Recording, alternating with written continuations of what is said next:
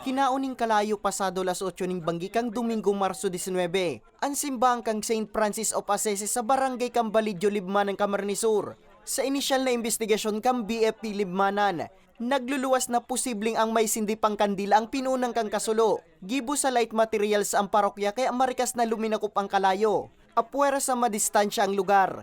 Naging pasakit man sa BFP ang piyot na dalan pasiring sa nasusulong parokya. Actually, late reported siya, sir, dito sa Ampangan ng Libmanan, sa Bureau of Fire. Kahapon namin nalaman na may nagkaroon palang sunog doon. Kasi yung truck natin doon. At ang layo niya is mga 25 kilometers, mga ganito. Sa investigation po, sir, nagsimula ang sunog doon po sa ginawa nilang candle rack na pinapatungan po ng mga kandila, sir. Po, yung candle rack natin is nakadikit talaga doon sa right portion ng chapel. Maswerte man na daing ibang nadamay sa insidente. Nasalbar man ka mga residentes ang mga gamit sa loob ng parokya, maging ang mga imaheng digdi.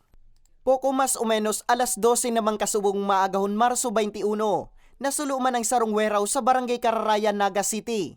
Sigun kay Naga City Fire Marshal, Fire Chief Inspector John Paul Mendoza, 20 minutos na nagdurar ang kasulo, natulos manindang napuhulitara ng distansya sa sendang hipatura.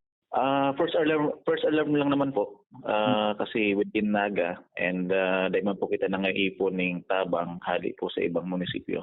Abuto na sa may kabangang milyon ang naging danyos kang insidente. Sa presente, padagos pa ang pinagigibong investigasyon kang otoridad sa kung anong pinunang kang insidente.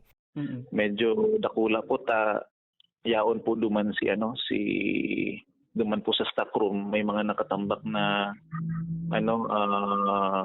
yung transformer.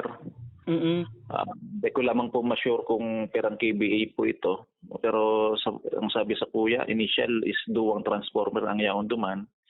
And iba pang machine na ginagamit sa pag-process ng karne. Sa talakang BFP, ini naman ang ikalimang insidente ng kasulungan sa bulan sa saindang lugar.